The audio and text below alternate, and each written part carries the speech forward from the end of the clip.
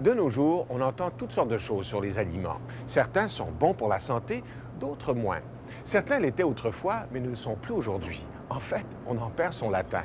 Le débat entourant le beurre et la margarine est un bon exemple. Lorsqu'on choisit de la margarine, les informations sur l'étiquette peuvent nous guider. On y lit qu'elle est hydrogénée ou non, qu'elle contient des gras non saturés, qu'elle est sans cholestérol. En fait, c'est assez complexe. Le beurre, c'est plus simple. C'est tout simplement un dérivé du lait. Mais il contient aussi du gras saturé.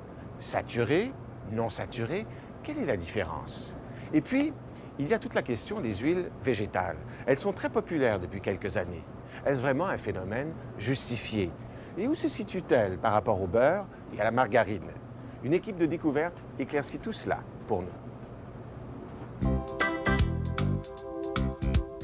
Ce jeune homme, amateur de petits plaisirs gourmands, a accepté de se plier à notre test.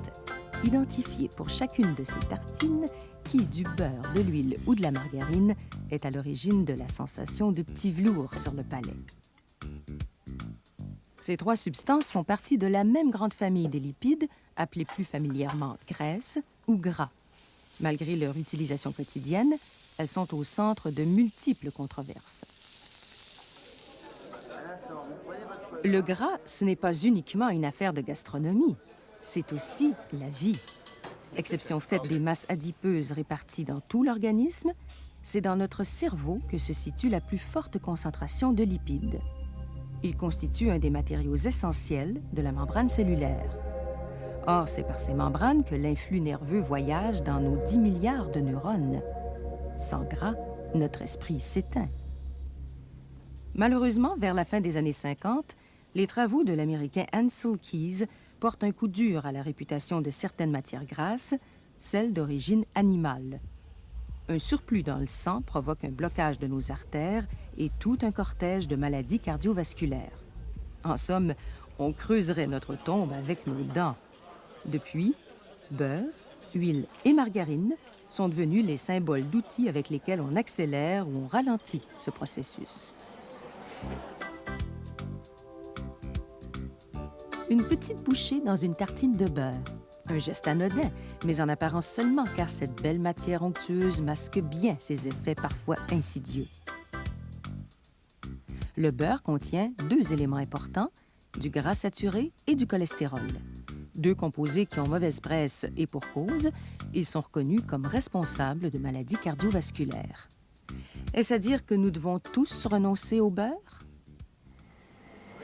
Heureusement pour le docteur Jean Davignon, grand spécialiste du cholestérol à l'Institut de recherche clinique de Montréal, tous ne sont pas touchés. Quelqu'un qui l'utilise en très petite quantité, qui n'a pas de passé coronarien ou d'histoire familiale positive, il n'y a pas de raison de se priver de prendre du beurre de façon modérée s'il n'y a pas d'excès calorique dans son alimentation. Mais il faut ajouter au beurre le gras animal et le contexte. En fait, on mange trop riche, trop gras. Premier accusé, le gras animal ou gras saturé. C'est presque synonyme, car le gras animal, comme le beurre, est toujours saturé. Une première caractéristique, son aspect solide à la température ambiante. Cette texture lui vient de sa longue chaîne d'atomes de carbone, une vingtaine environ. Ici, tous les carbones sont unis entre eux par des liaisons simples que l'on dit saturées.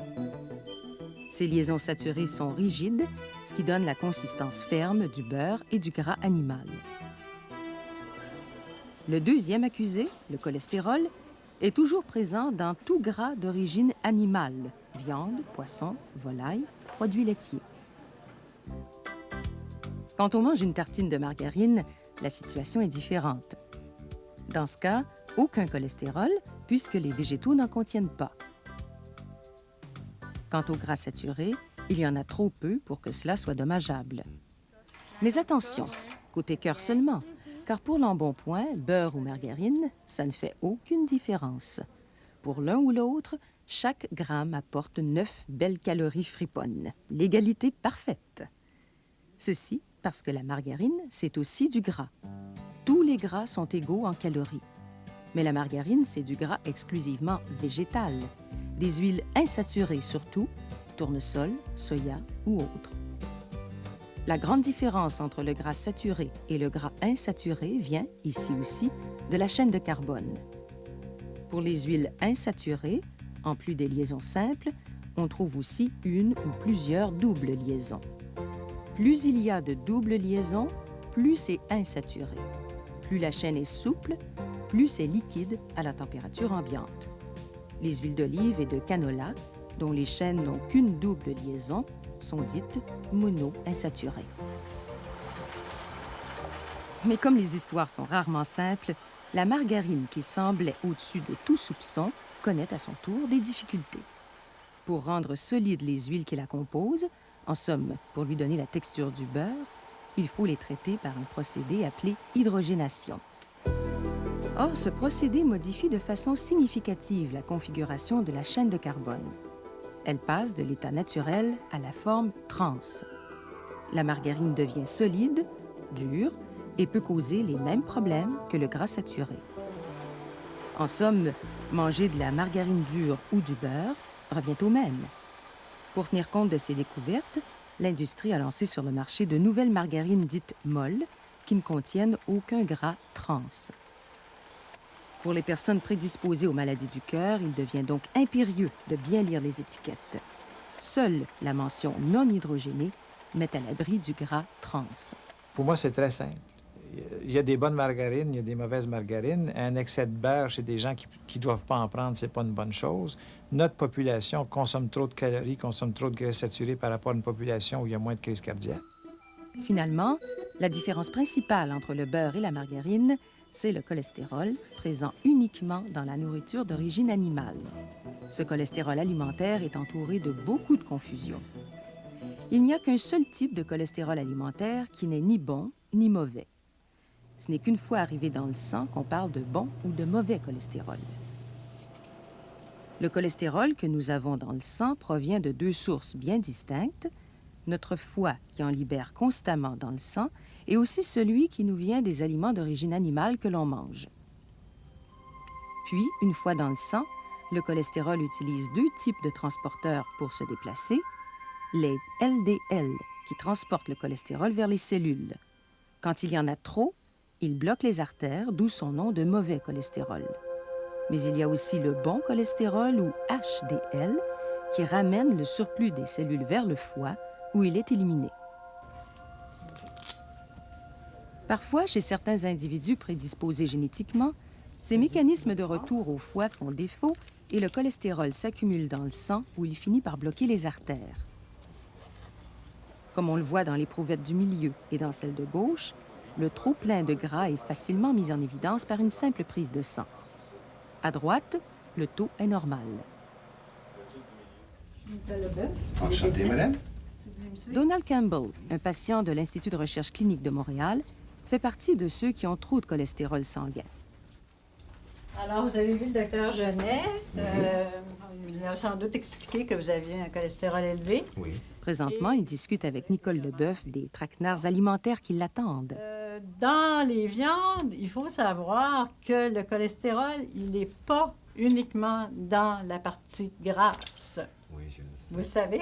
Oui, je le Il sais. y a autant de cholestérol dans la partie maigre que dans la partie Oh, grasse. Oui. ça, je ne savais pas. Non. Puis les gens aussi ignorent que les poissons contiennent du cholestérol. Oui. Alors, c'est pas tout de choisir des viandes maigres. Il faut également réduire les quantités de viande qu'on mange. Oui. Vous auriez beau prendre un beau steak de ronde extrêmement maigre, mais si vous prenez un steak de 12 onces, Oui. vous n'aurez pas beaucoup de gras saturé, mais vous allez avoir beaucoup de cholestérol. Ceux qui croient qu'on a enfin tout dit sur les moyens de combattre le cholestérol et les maladies du cœur seront déçus. Le 11 juin 1994, la prestigieuse revue anglaise The Lancet décrit les exploits d'un troisième larron, les huiles, dont la chaîne n'a qu'une seule double liaison. La plus connue, l'huile d'olive. Associée au régime méditerranéen, beaucoup de fruits, de légumes, de poissons, un peu de vin, l'effet protecteur de cette huile contre la maladie coronarienne y est clairement mis en évidence, du moins chez les personnes à risque.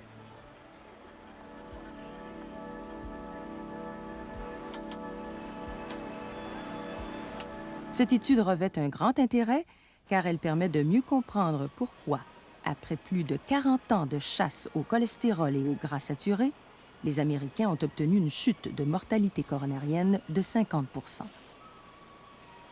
Cette chute de mortalité coronarienne aux États-Unis en 50 ans est vraiment remarquable. Et elle correspond à des modifications dans les habitudes alimentaires, à une chute énorme de la consommation de beurre, de cholestérol, de graisse saturée et une augmentation de la consommation d'huile végétale. Pourtant, les problèmes d'obésité sont énormes aux États-Unis. C'est parce qu'on continue à bouffer des calories d'une façon désordonnée. Et les calories, c'est aussi dangereux que la sorte de graisse que vous prenez. Encore une fois, la vie n'est jamais simple. Huile, beurre ou margarine, ça peut faire une différence côté cœur. Par contre, côté profil, c'est du pareil au même. Les trois le font épaissir.